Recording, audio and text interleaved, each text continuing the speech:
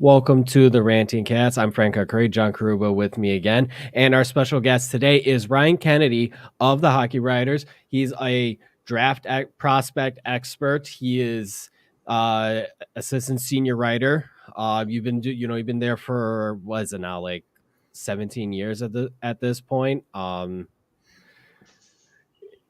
it's not much more I can really say about that. I'm sorry, it's the hockey news that you're run, not that I said hockey writers because we've had a bunch of hockey writers people's on. But yeah, hockey news. Ryan Kennedy, thank you for coming on. Yeah, no problem. Yeah, glad to be here. Actually, the editor in chief now of the Hockey News. So there you Yeah, go. yeah, awesome to hear. Also, podcast host.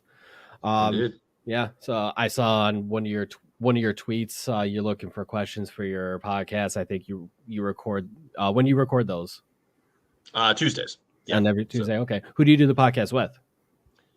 do it with Mike Stevens, our web Okay. writer, and yeah, it's the dynamic duo every Tuesday. Awesome. So we have you on because obviously you're a prospect guy. So we're gonna talk Sabres prospects since we're a Sabres focused show. But right before we went on, you were just mentioning how you were up in Niagara for the Niagara Purple Eagles and the U.S. National Development Team game. So you were just telling us about that, but tell the people about it too. Yeah, always fun to check out a new college arena, and with the NTDP, obviously they're you know always big when it comes to the draft class 2023, no exception. That whole top line, all Boston College commits: Will Smith, Ryan Leonard, Gabe Perreault. Some pretty decent depth on that team as well. But I thought it was a really good test for them. This was an NTDP squad that I'm pretty sure they were 17-1-1 going into that game. Niagara really took it to them, particularly in the first period. The Purple Eagles were fast. They were really physical. And, you could tell that the NTDP was kind of on their heels. Niagara got out to a lead. They ended up winning at 8-5 with some empty netters.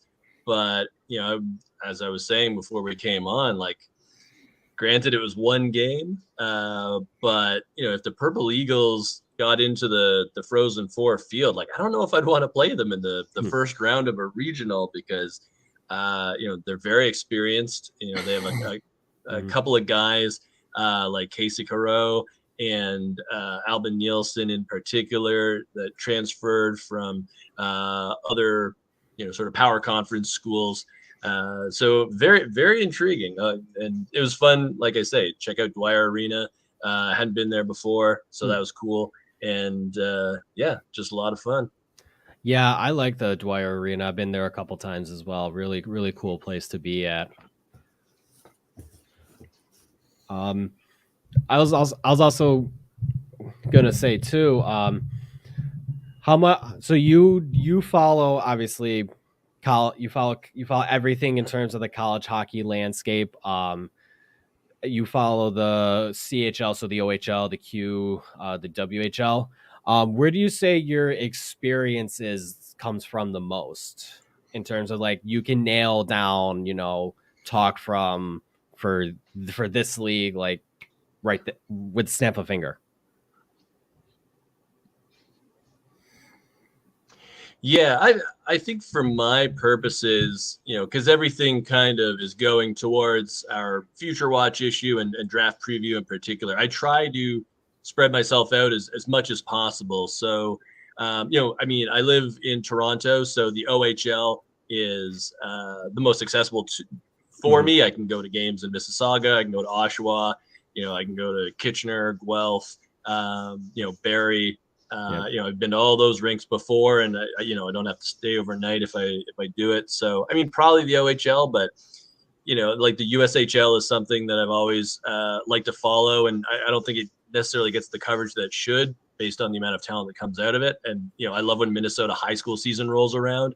Obviously, I'm just watching those games online, but it's fun to see. There's always a couple of players that come out of that circuit. Sam Rinzel, the Chicago Blackhawks first rounder, obviously the big one from last year. But yeah, I would say OHL is the most obvious geographically. And then, I try to get out to the Frozen Four when I can. I was there last year in Boston. That was a fantastic event.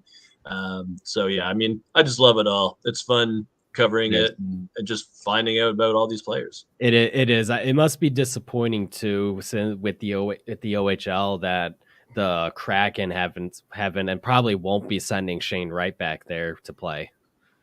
Yeah, but at the same time, it's the right decision because I mean, Shane Wright has sort of done what he needs to do in the OHL, and they are giving him that conditioning stint with Coachella Valley in the Mhm. AHL. I think that's great. He's going to get into 4 or 5 games where he can get ice time. And yeah, it's a tough situation because I'd like to see what he could really do in Seattle. But at the same time, the Kraken are winning. Mhm. So, I mean, if they were losing, then you could say, well, get the kid some reps instead of him playing kind of 8 to 12 minutes when he does get in. But you don't want to mess with a winning formula. I get that. So for him to be able to play for the Firebirds for 2 weeks, I think that would be great. Where they can play him in all situations if they want. You can find the scoring touch again, and then it seems like this is being positioned for him to go to the World Juniors Mhm. for Canada. And again, I think that would be a tremendous opportunity for him. He wasn't there in Edmonton in the summer, obviously, because it was really busy summer for a lot of prospects, ones that had already been drafted and ones who hadn't yet. So he was not in Edmonton because he was preparing. So now he gets kind of another shot at it.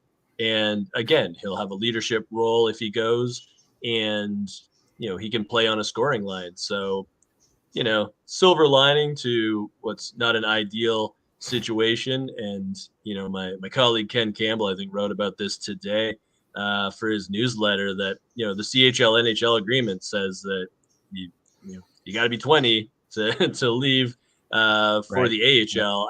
I wish there were some exceptions, maybe if you get drafted in the first round, but those are the rules as they are now.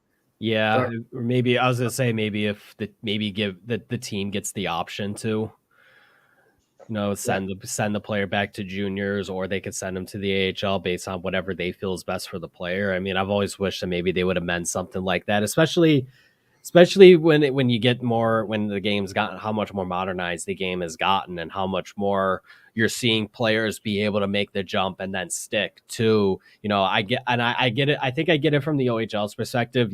They're trying to sell tickets to their Sure. games, so they want to always be having the best players. But I think at the same time, I think they also have to realize, well, these players also belong to other teams, higher up ranked teams in leagues who are going to have the final say on their development. And it may seem like that'd be a better idea for them to be able to send the player wherever they want, wherever they choose, based on if it's the AHL, or if they could send them back to juniors, for all we know, if they don't feel like they're ready for the AHL. I don't really see an issue with that on a personal note. I think for me too, I want to see Shane Wright play. I just want to see him on Yeah. the ice playing games. That's the biggest thing for his development. It's the most important thing for his development. And I just never really felt good with Seattle consistently scratching him every night just to get him the stint in the AHL, because they just didn't want to send him to juniors. It's like you got to get this kid games. He's too talented to be sitting in the press box most nights. I get, he had some issues maybe going into the draft. That's probably why he dropped to 4 and didn't go first overall like everyone predicted he would. But at the same time, I mean, he's just way too talented. And man, him playing on the World Juniors with Connor Bedard as the top 2 centers is going to be fun to watch. I really cannot wait for that. Yeah, and you look at that Canada roster, Adam Fantilli, who's at the Yeah, University of Michigan right now, just yeah, tearing it up. I another think he's guy. leading the nation in scoring. Yeah. Very good chance he'll be on that team as well. And then you have Logan Stankoven, the Dallas Stars prospect, who Hmm. was kind of a breakout star yet at the Summer World Juniors in Edmonton. So the sort of fun thing, if you're Team Canada right now, is do you put Connor Bedard on the wing? Do you have a top line of like Wright, Bedard, and somebody else, and then your second line is Adam Fantilli, or do you put Fantilli on the wing, go Fantilli, Wright, Bedard, then Stankoven anchors your second line? I mean, there's so many options, and you can have Yeah. so much fun just kind of predicting it all. But that's the thing that Canada tends to have an advantage of internationally, is that they have too many centers, and Mhm. that Oh yeah. goes for World Juniors, Olympics, Yep. whatever. For sure. And then you end up having centers play wing, which is a lot better than trying to get wingers to play center. Personally, I would run Wright, Bedard, Fantilli as your top three centers, and just tell the other nations come beat us. Mm-hmm. That's basically it. So let's get into it. Let's get into the main Well, topic hold of. on, Oh, Frank, go if ahead. you Go don't ahead, Doug. mind, Yeah. I just want to right now follow up on a question, kind of on a point, Frank, you were mentioning earlier. Ryan, with all the different leagues that you cover, as far as the juniors and all that, which would you say is maybe? I know you love covering them all, but what might be your favorite as far as like most entertaining, like not only parody wise, but just the amount of talent that goes through there? Which one do you think really has caught your attention the most? Is probably your most favorite one to cover of all of them that you do cover? I mean, if we're talking about just the straight up talent level, it's probably the OHL, just because of the depth. And then you look at how many NHL superstars have come out of the OHL.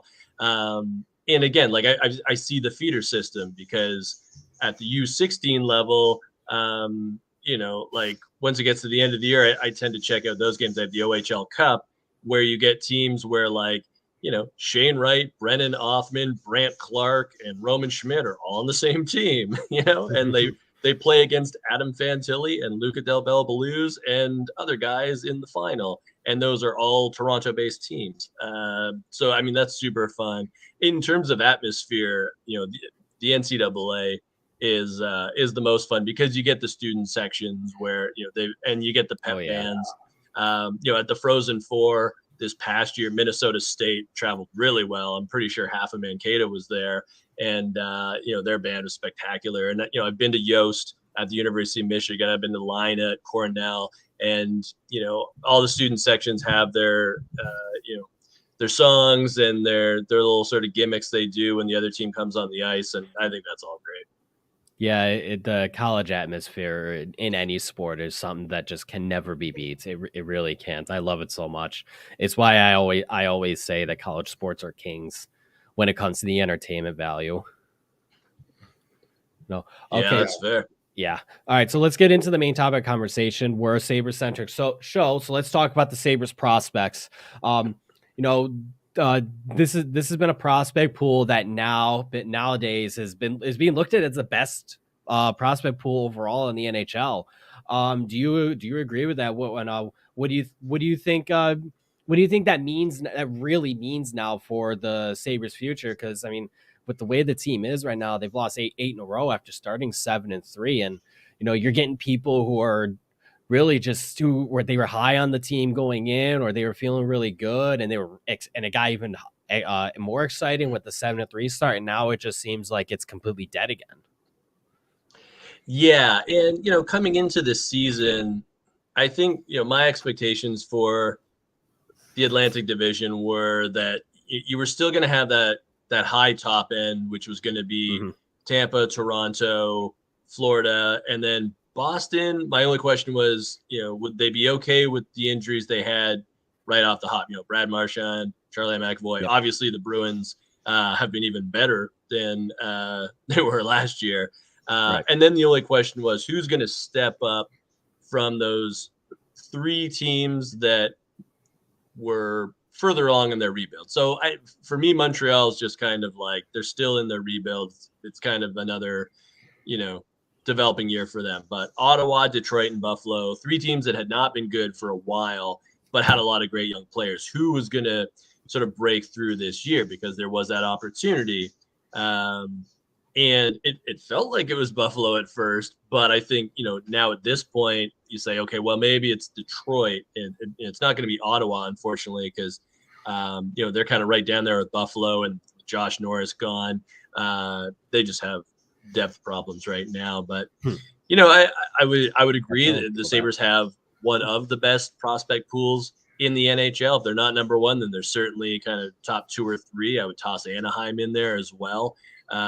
Depending on where the sort of demarcation line is, like a player like Mason McTavish, obviously he's an NHL rookie, but still very fresh. And the Ducks have a lot of great players coming up. But yeah, I mean, the Sabres, I think at this point, I know that the fan base is frustrated and wants to see progress, but failing a playoff run, which they would have to basically reverse their fortunes once again and go on a big win streak, because we are approaching American Thanksgiving, and that is sort of the rule of thumb that if you're out of the playoff picture by then, it's very hard to make it back in. So, I mean, for me at this point, I think we've seen tremendous things from Rasmus Dahlin. I mean, the first month of the season, we were talking Norris Trophy, and he still is putting up numbers. I think Owen Power, it's still a really big year for him, playoffs or not. Getting minutes, just playing that great, smooth two-way game. You look at guys like JJ Pateka and Jack Quinn and Peyton Krebs. It's like, this is your time to show what you can do to distinguish yourself from the crowd. And really, the goal of all these young players is to make Coach Granato and to make GM Kevin Adams say, okay, we can trade player X because we know that Krebs, Quinn, Teka, whoever they happen to be, are filling that role. And I think that's sort of the next step for Buffalo either way, is you want to be able to bring in the veterans that kind of not put you over the top because it's a long road, but the veterans that kind of stabilize things, where you're filling in holes and you say, okay, we've got young guys that do A, B, and C, but we need a guy, like an Andre Palat, with New Jersey. I know he got hurt, which is very unfortunate, but the logic of the Devils signing him when they did was, okay, we've got our young guys. We think we're ready for the next step.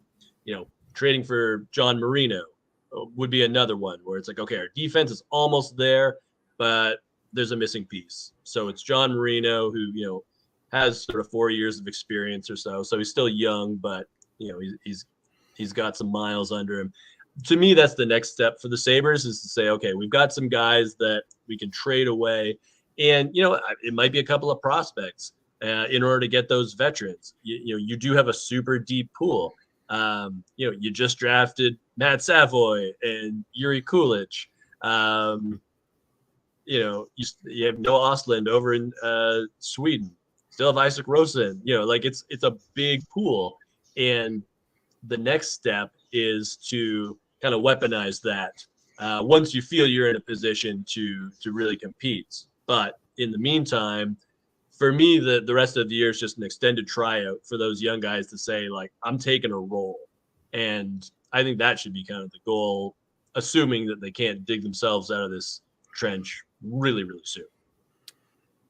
Yeah, okay. Want to make sure you got your back there, but yeah, I feel like that's the same way. But at the same time, I feel like this team has to still they have to take a step forward this year. Based off of how they ended the season last year. I mean, they ended the season really well, but still only finished with 75 points. So. I think ideally you'd want them to at least be better than that, and be better than being, they're seventh right now in the Atlantic. And I think maybe a lot of people would have thought that's where they would have been anyway. But I think if you want these players, if these players are taking the step forward, that in turn should help the Sabres do better in the standings as well. Just based off of the production that like some of their other top guys are going to be giving you as well. You look at what you look at Tage Thompson. Like, that's the number one for me. Like, oh my God, a lot of people thought he was going to regress this year. He hasn't. He's a center. He's a center, and he's a damn good one. Like, he's becoming a star in the making, really. And I mean, I know it's like, it's, better late than never. He's 25 right now, so at this point, he probably is what he is. But I mean, it's incredible. Like, you've got he's like probably your top guy leading the way at the center spot, and then you get the production out of Alex Tuck, and then Jeff Skinner as well. I know. And then it's really, where can these young guys fit in everywhere else? I'm looking at what Dylan Cousins has been doing this year. I think he's been excellent. as well, despite, the losing streak and him really not scoring. I mean, I think his transition game has still been so strong that, I think the puck will go in the net for him. John, you got a couple questions before we go to break? Yeah. Ryan, obviously you've been keeping an eye on a bunch of different prospects, and it's kind of a two-part question for you here. Number one, obviously, as Frank and you have been discussing, Sabres do have a very deep prospect pool. Who among them has really stood out and impressed you that you could expect seeing an impact at the NHL level, whether it be this year or next year? And secondly, we talked about, Detroit, Ottawa, Buffalo sort of being in that pool of teams. Now, Detroit and Ottawa obviously made moves. The Sabres were a bit less aggressive in this offseason. They didn't really do a whole lot. Do you think that might be starting to show a little bit as far as the Red Wings are concerned in the discrepancy in the standings you're seeing between Detroit and maybe Buffalo right now? Yeah. So with the first question, I would go with Yuri Kulich. This is a player that I saw live in Edmonton at the Summer World Juniors. He had the huge empty net goal against Team USA in the quarterfinal to sort of salt things away for the Czechs. But the fact that he's adapted pretty well this season, I think bodes really well for him. This is a player that all of last year he just kept ascending, and he wasn't really a player we were talking about for the first round in the first half, but in the second half, again, he just kept going, and internationally he was playing really well, and he was playing against men locally back home. So yeah, I think that's a player where I get it. Maybe it's next season, maybe it's the season after that. You see just how much season he needs with Rochester, but I think the early returns are really nice there. And the second part of your question, with Detroit. They obviously did some firming up. A guy like Andrew Kopp is one that can do a lot of good things for you. And again, a veteran guy who's seen a lot, where you're augmenting what you have. You're helping out the Lucas Raymonds and Moritz Seiders of the world. Elmer Soderblom's been kind of a fun rookie that a bit unexpected, a kid that I remember seeing in Traverse City at the Prospects tournament a few years ago now, and it was always intriguing because he was so big, and often those kids take longer to develop. So kind of fun to see that coming to fruition. Was it right for Buffalo to mostly stand pat? It's tough to say in hindsight. I think, Craig Anderson got off to a pretty hot start in net and cooled off a little bit. And Eric Comrie has had his struggles of late. But you don't want to tie yourself down to too many guys, especially when, you already have Jeff Skinner on a big contract. And then, of course, Tage Thompson, as you mentioned. And I would agree. I think he's, a legit number one center now. He signs the big extension. So you want to make sure you balance that all out while you have the luxury of all these young players still on their entry-level deals or, potentially going into bridge deals in a year or two. I think next summer is probably where you see the Sabres make a couple of big moves, whether it's free agents or trades or both, where, like I said, once you figure out what some of these kids are capable of and how quickly they're capable of doing it at the NHL level, that's when you supplement at the open market. Yeah, that's kind of what I feel too, especially when you look at how the Sabres are going to spend their money. I guess I just get worried about, the fan base is going to be impatient about it. And I mean, can't really blame them. Haven't made the playoffs in 11 years and they want to see progress. Yeah. And, you see progress at times, you see winning at times at least, and then all of a sudden they fall off a cliff. And it seems like it's just a nonstop thing that happens, and fans want answers as to why that's happening. And they want to see the team, take a stance and say, we're not going to let this happen and things like that. I still think there's a lot of tinkering that can be done with the roster as well. But we'll talk a lot about that more on the other side of this break. So, Frank Arcuri, John Karuba, Ryan Kennedy, our guests. We'll be right back on the Ranting Cast. Tonight's show is brought to you by John and Mary's, a Buffalo tradition for pizza, subs, and wings since 1952. From hoagies, subs, and wraps to traditional pizza and wings, John and Mary's menu is packed with old-time flavors and a few modern twists on classic recipes. You could cool down with Perry's ice cream or warm up with a cup of homemade soup. If you're not in the mood for pizza or wings, we have plenty of other options: seafood platters, burritos, fresh salads, and more. There is something fresh and delicious for everyone at your table. Catering, online ordering, and delivery options available. Located in the heart of Buffalo's Theater District, the Buffalo Dinosaur Barbecue occupies a former vault that stored movies for Universal International Pictures. Dinosaur Barbecue has been in Buffalo since 2014 and is located on 301 Franklin Street. Looking for a food stop after your day trip to Niagara Falls? Only 30 minutes away.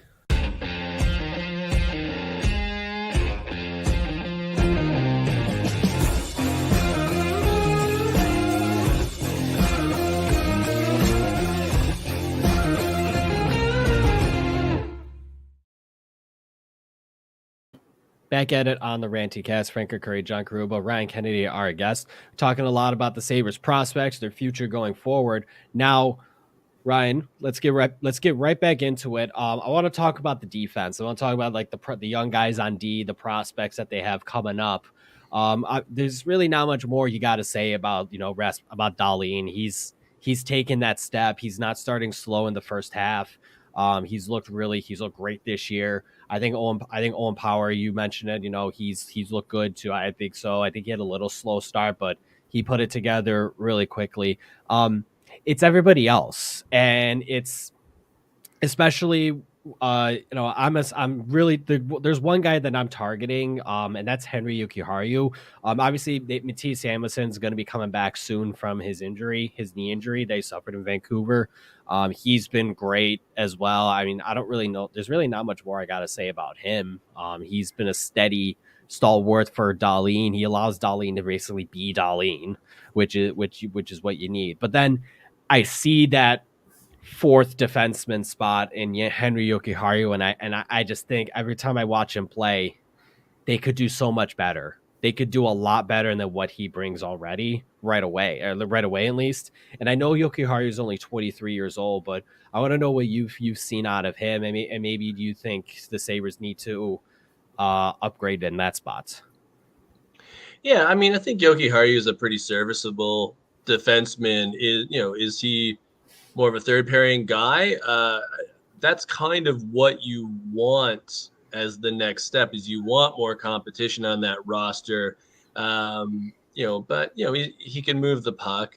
I think with the Sabres, again, it's like you need to bring in another veteran or two, just to fill things out. Like you look at the Toronto Maple Leafs over the past few years. They bring in Jake Muzzin, they bring in TJ Brody, and then Mark Giordano, sort of the latest in that mold, where you had Morgan Riley, who was coming up as sort of their star guy, their puck mover, and then of course you got the young guys like Rasmus Sandin and Timothy Liljegren, who's kind of reinvented himself as more of a defensive guy, even though he has that mobility.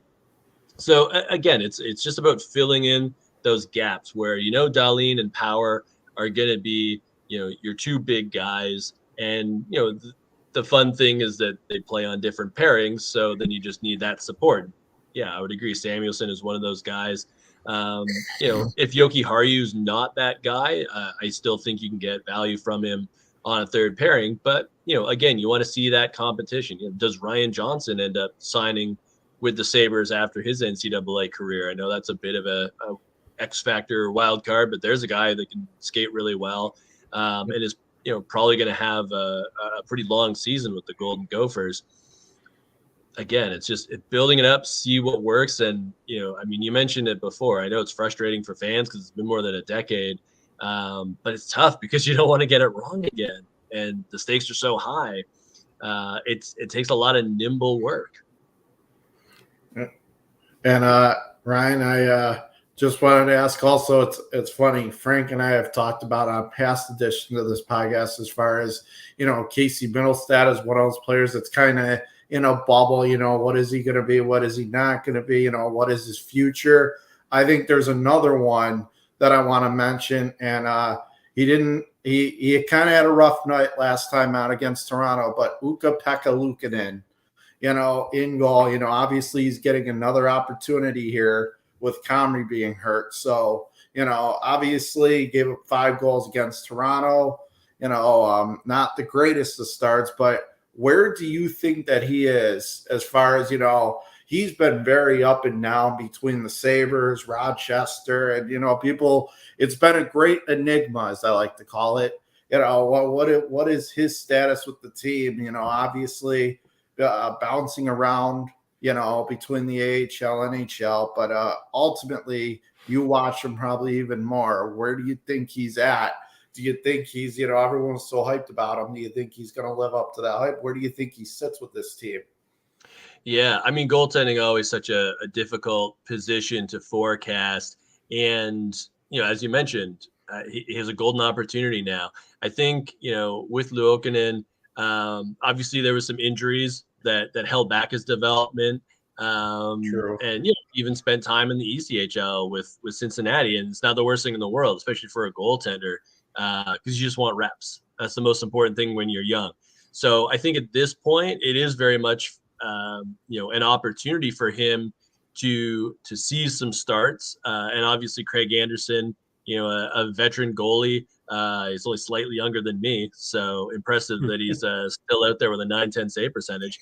But they're going to need him, and I think what's interesting to me is what does the Sabres crease look like in 3 or 4 years from now? Is it Luukkonen? Is it Eric Portillo, who's currently at the University of Michigan? Is it Devin Levi, the shutout machine from Northeastern, who does not have NHL size, but having said that, stops a lot of pucks. Maybe he's the next UC Saros. Levi would be who I'd put my money on if I was a betting man, and I'm not. But if I was, Levi would probably be who I would put my money on as far as future Sabres goaltender. I mean, he looks really good. That's I think that's who the whole fan base is putting their money on is Levi being the next guy going forward. It's interesting. I mean, especially with UPL, he's, for me, obviously injury is the only reason he's caught up. It wasn't really his play. What I've noticed out of him this year has been inconsistency and really in his starts. I mean, he'll have starts where he's fantastic. He's saving 34 out of 35, or and allowing 2 goals, and maybe his save percentage is around like 930, 920, which is fantastic. But then he'll have and then he had a few game stretch where he's stopping 17 out of 22 and having a 750 save percentage, or an 800 save percentage, or an 850. And I'm just thinking, like, okay, at some point, like, we got to know who you are. I know, like, the defense in Rochester has been decimated because the Sabres defense was decimated at the same time. So Sabres had to call up guys from Rochester. So it might be hard to find that, consistency with your teammates on defense, really. But at the same time, I mean, he has to step it up himself. And my question is can he? I guess this is the opportunity for UPL to show what he can do for the organization and show his worth to the team itself. So as soon as I guess it's just it's a matter of can he do it. Toronto's a really good team. I can't really fault them that much. They've been on a roll since that disastrous road trip that everyone was talking about, with potentially Keefe getting fired or something like that. Basically, but I think they're like 6-1-2 since that happened. So yeah, it's amazing what can happen when you're not playing your like 4th string goaltender, and you actually get Matt Murray back to make some contributions. But yeah, I mean, Toronto and Buffalo, I think the fan bases are very similar in that respect, where when things are bad, they're the worst thing in the world, but when they're great, they're great. Yeah. So one last question on goaltending before we hang it up for the night, and you got to head out soon anyway. In the offseason, we saw the Sabres go out and get Eric Comrie. We saw, like the Capitals go out and get Darcy Kemper. The Leafs, they went out and got Matt Murray and Ilya Samsonov. And obviously we saw that potential trade that could have sent Murray to Buffalo instead. But the Sabres end up going with Comrie. What did you make of the signing, and what have you thought of Comrie so far up until his injury? Yeah, I mean, for me, Eric Comrie's a perfectly serviceable number 2 goaltender, and we've seen him had some pretty decent stretches in the NHL. But I think ideally, he's not the guy you want to rely on for a lot of starts. You probably want him in the 25 to 30 range, best case scenario. So I think early on, Craig Anderson was a bit of a pleasant surprise. But again, he only has so many years left Probably as an NHLer. It's actually remarkable that he's gone this long because it's very impressive. But yeah, I think again, this summer the Sabres have to make a decision where it's do we have somebody that we trust internally, or do we need a bit of a stopgap veteran that can carry us until Luokkanen, Portillo, Levi is ready to seize the role. Mm-hmm. All right, John's got one more question, and then we'll end it off. Okay, just gonna end on a little bit of a fun note here. Found out from our producer behind the scenes, you got to speak to, I believe, Don Cherry in the past and The Rock. Is that what was that like? Is that accurate? And what was it like? It is definitely accurate. The Don Cherry one is quite a while ago now, but we actually had lunch together in Mississauga, which is a suburb of Toronto, where I grew up and where Don Cherry lives. The Rock, he was promoting that movie, The Tooth Fairy, where he played a hockey player. And it's funny, it was over the phone, but you can tell why he became one of the biggest stars on earth. He even over the phone, he has just wicked charisma. So very fun. Talked to Lil Jon one time back when he was the Atlanta Thrashers days. That was great. Oh, that's awesome. And it's like The Rock. So perks of the job. It's his famous catchphrase. Can you smell what The Rock is cooking? We had to have some fun here. Yeah, growing up a wrestling fan as well. The Rock was my favorite guy growing up too. So, hearing that and seeing what he's become today, it's just been awesome for him, and really awesome to see that you had the chance to talk to him as well. Yeah, seemed like a great guy. It was a fun interview, and like I said, you can tell, he has that charisma even over the phone, where it's I get it. Yeah, I understand why he's magnetic. Yeah. All right. Well, Ryan, thank you so much for coming on. This is awesome. Thank you, Ryan. Really enjoy your work too. Plug your social medias and plug your podcast as well that you do. You said you talked about it earlier, but plug it again. Yeah. We got the Hockey News podcast. You can find it on our website from thn.com or thehockeynews.com. From there, you can find it on all your favorite players. I'm on Twitter at THN Ryan Kennedy. And buy the magazine wherever you can find it. Print is still alive. It definitely is. All right. Well, thank you for coming on, Ryan. For Frank Curry, for John Karuba, this has been the Ranting Cast, and we'll see you next week. And tomorrow